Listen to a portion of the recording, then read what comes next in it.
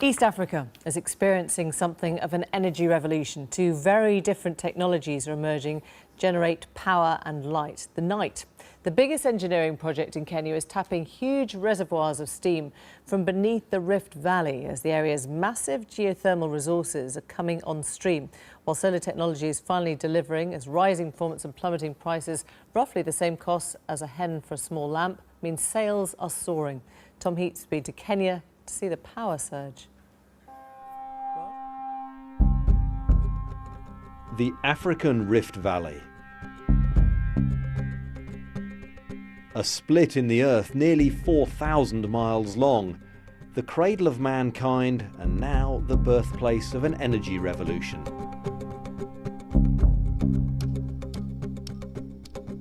This is Menengai in Kenya, a caldera where the land collapsed as the crust tore apart.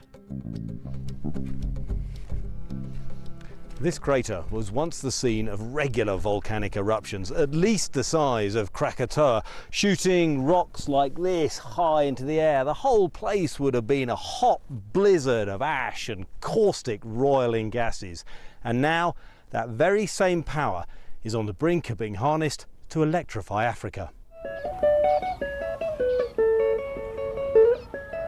Baikini village, home to the power-hungry. With a few shops and farms, life goes on, but not as we know it. Without electricity, aspirations are cut short.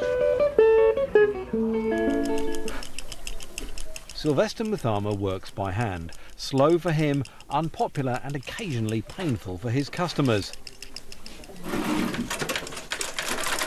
His aunt makes clothes by hand and foot. Welcome. Thank you. What can you do for me? I want to shave you. Yeah. Not too much. Not too much. There is another business in my mind, a vision, whereby on getting electricity, I may start welding. Welding? Welding. Wow. Yeah. You're a businessman with ideas, but you can't get on. How does that make you feel? In fact, without electricity, I'm very much bored. For I have the ability, but I have no the power.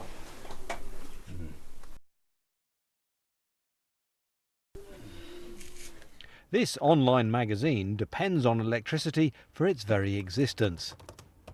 Yet its creator, Peter Njenga, finds grid power unreliable. A surge once killed his computer.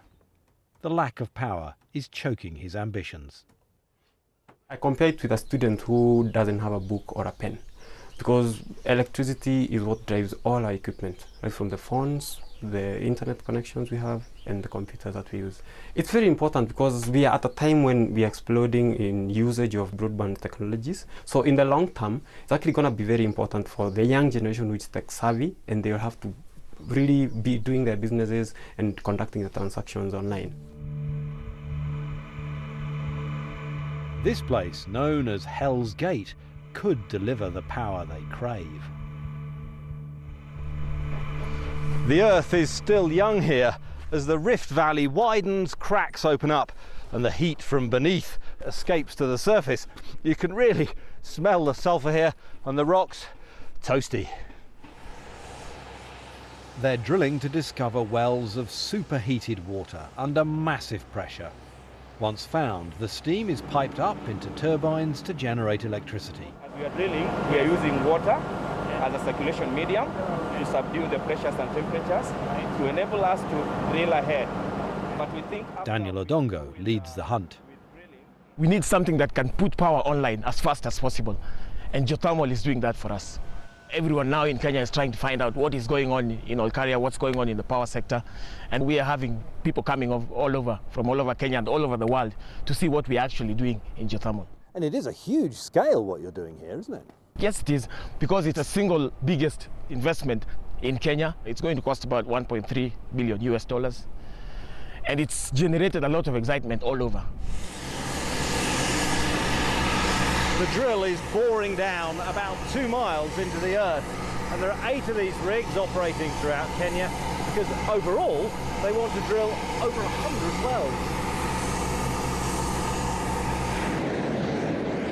When they hit a reservoir of water and get the pipe in, the results are spectacular.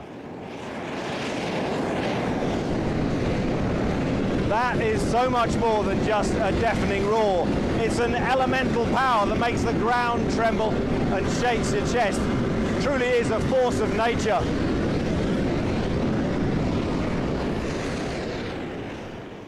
Taming that force requires roads, pipelines and big earth moving, scarring what is a national park.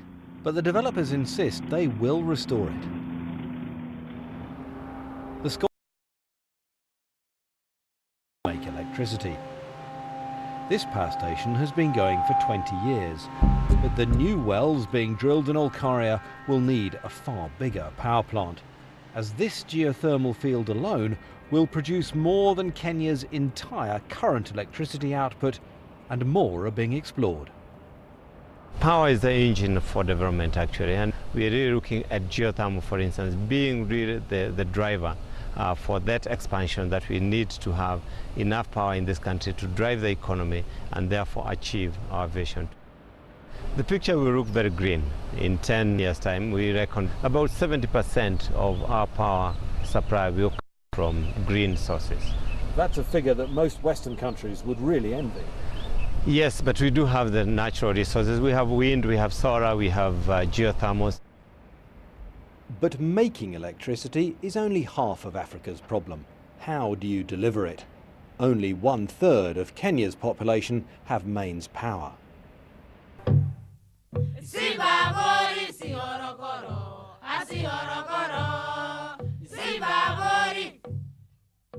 As night falls in Chimoria village, Lena makes the tea while her boys do their homework.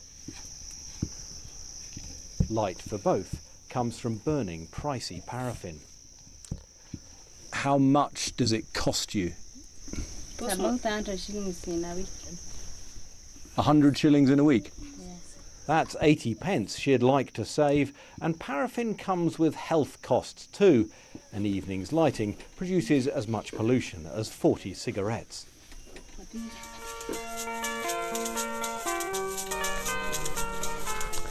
But there is one source of energy that powers the parts that others cannot reach.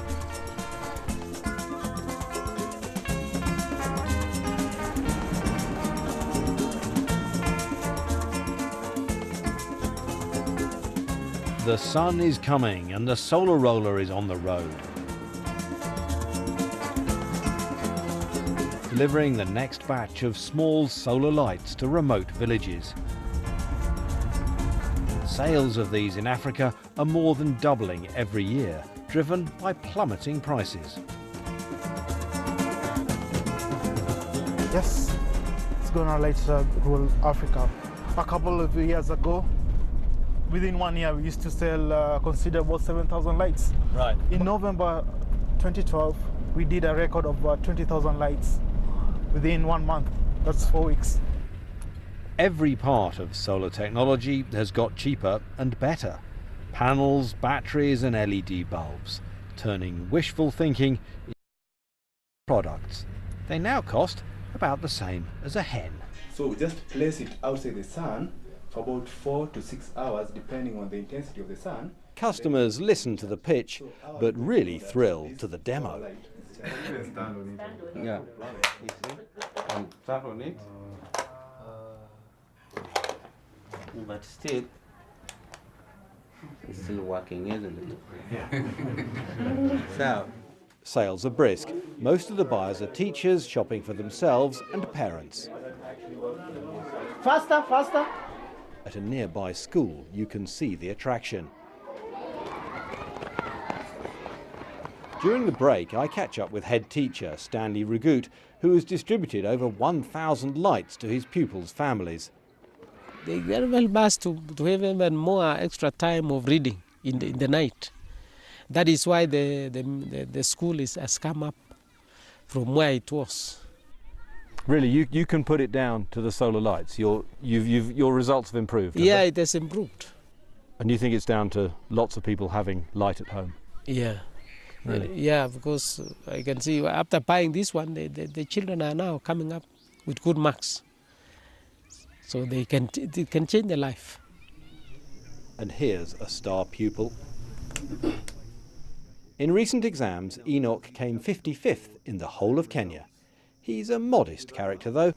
Yes, I did very well. His prospects brightened last year when his mother bought a solar light, illuminating the taste of a typical teenage boy, but satisfying an unusual appetite for study.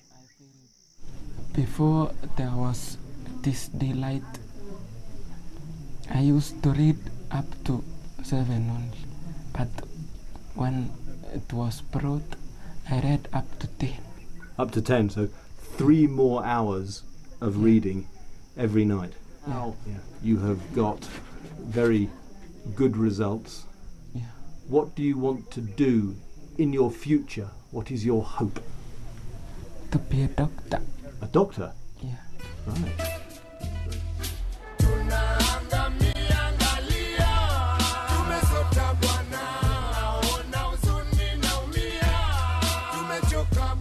The economy of Kenya, like many African countries, is picking up. Last year's growth rate of 4 to 5% is something Britain can only dream of, and demand for electricity is insatiable.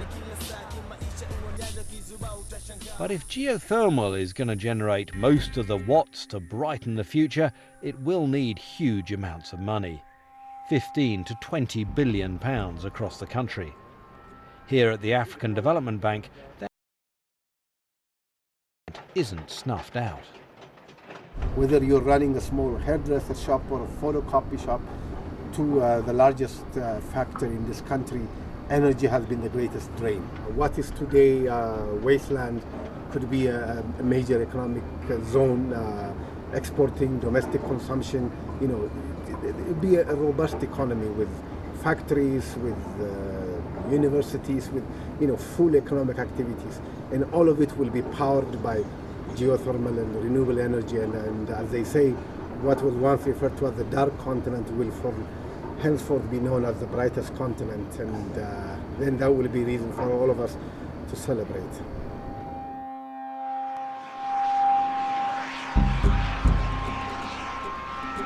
Britain's steam-powered move into the industrial age relied on the geological luck of abundant coal. What lies beneath the Rift Valley could do the same for East Africa, driving a seismic shift in the fortunes of its people.